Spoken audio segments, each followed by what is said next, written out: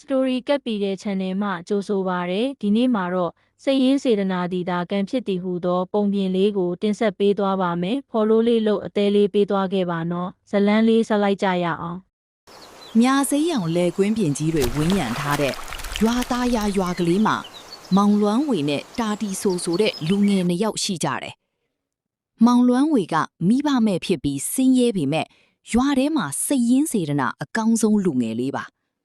သူတစ်ပါးကိုကူညီဖို့ဆိုအမြဲအသင့်ရှိပြီးနှုတ်ချိုသဘောကောင်းလို့ရွာလူကြီးတွေကအစချစ်ကြတယ်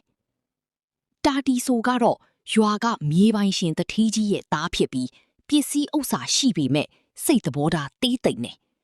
အထူးသဖြင့်ရွာကလူတွေမောင်လွမ်းဝေကိုချစ်ခင်ကြတာကိုမနာလိုဖြစ်ပြီးမောင်လွမ်းဝေဘာလို့လိုက်ပြိုင်နှိမ်ချဖို့ပဲချောင်းနေတတ်သူပါမောင်လွမ်းဝေကရွာဘုံစွန်းလောင်းပွဲအတွက်ထင်းခွေပြီးရင်တာတီဆိုကမင်းထင်းခွေတာဘာဆန်းလို့လဲငါကစံတအိတ်လှူနိုင်နေဆိုပြီးလူပုံအလဲမှာအမြဲလိုက်ပြိုင်ပြီးအင်ဒရီဖြတ်လိရှိတယ်မောင်လွမ်းဝေကတော့ပြုံးပြုံးလေးနဲ့ပဲဘာမှပြန်မပြော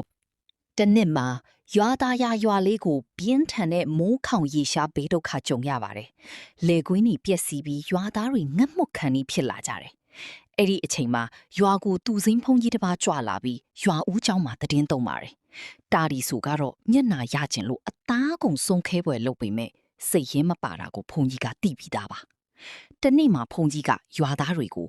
ငါဝတ်လဲတော့တင်ကန်းဆွေးမြည်နေလို့လဲကျင်တယ်ဖုံဖုံရဲ့တင်ကန်းนี่ညစ်ပေနေလို့လျှော့ကျင်တယ်လို့မိတ်ပါတယ်ရေရှားနေတဲ့အချိန်ကုန်းပြင်ပေါ်အထိရေသွားခတ်ဖို့ကတော်တော်ပင်ပန်းတာမို့ဘသူမှမသွားရဲကြဘူး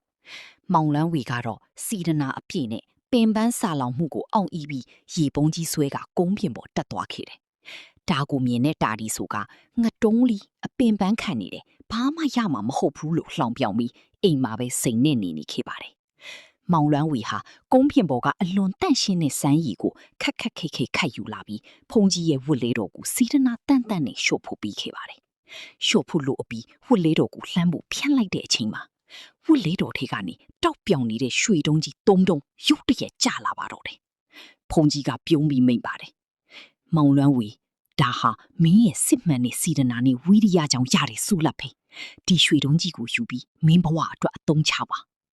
မောင်လွမ်းဝေဟာရုတ်တရက်ချမ်းသာသွားပေမဲ့ဘဝင်မမြင့်ခဲ့ပါဘူး။အဲ့ဒီရွှေတုံးတွေကိုရောင်းချပြီးရွာမှာစပားကြီးစောက်တယ်။အဝီစီတွင်းတွေတူးပေးတယ်။ရွာသားတွေကိုအလုတ်အကင်တွေပေးပြီးအကြီးကျယ်ချမ်းသာလာပါတော့တယ်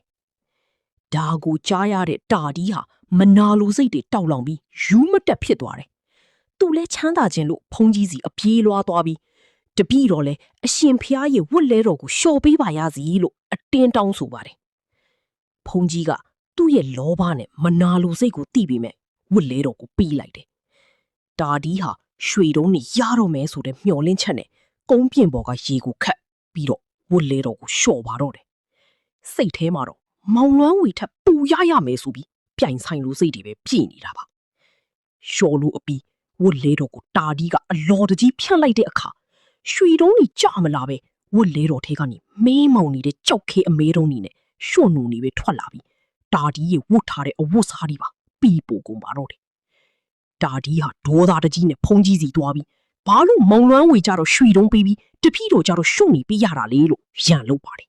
။ဖုံးကြီးကတီးငိမ်စွာနဲ့ပဲပြန်လေမင်ကြားလိုက်တာကတော့တခါတာဒီငါကဘာမှဖန်ဆင်းပေးတာမဟုတ်ဘူး။မောင်လွမ်းဝေရတဲ့ရွှေတုံးဆိုတာသူ့ရဲ့ဖြူစင်တဲ့စီရနာနဲ့သူ့တပားအပေါ်ထားတဲ့မေတ္တာစိတ်တွေကရွှေအဖြစ်ပြောင်းလဲသွားတာမင်းရတဲ့ရွှွနုံကြီးကတော့မင်းရင်ထဲမှာရှိတဲ့ညှစ်ထီးနေတဲ့မနာလိုစိတ်နဲ့လောဘတွေကရွှွနုံအဖြစ်ပေါ်လာတာပဲအဲ့ဒီတော့မှတာဒီဟာရှက်လုံးလို့ဘာမှပြန်မပြောနိုင်ပဲခေါင်းငိုက်ဆိုင်ကျသွားပြီးမောင်လွမ်းဝေရဲ့စီဒနာကိုဘယ်တော့မှလိုက်မမီနိုင်ဘူးဆိုတာသဘောပေါက်သွားပါတော့တယ်ဇလန်းရဲ့တင်ခန်းစာစီဒနာဒီတာကံဖြစ်သည်စိတ်ရင်းမှန်နဲ့ပြုတ်လို့တော့အမှုသည်ကောင်းကျိုးကိုသာပြီးတတ်ပြီးသူတစ်ပါးကိုမနာလိုပြိုင်ဆိုင်လိုသောစိတ်နဲ့ပြုတ်လို့တော့အမှုသည်မိမိကိုယ်ကိုသာပြန်လေဖြတ်စည်းတတ်သည်အဆုံးထိကြည့်ပေးလို့ကျေးဇူးအများကြီးတင်ပါတယ်နောက်နေ့တွေမှာလည်းပညာပေးဇလန်းလေးတွေတင်ဆက်ပေးမှာမလို့ like နဲ့ follow လုပ်သွားဖို့မမေ့နဲ့တော့ကောင်းသောညလေးဖြစ်ပါစေ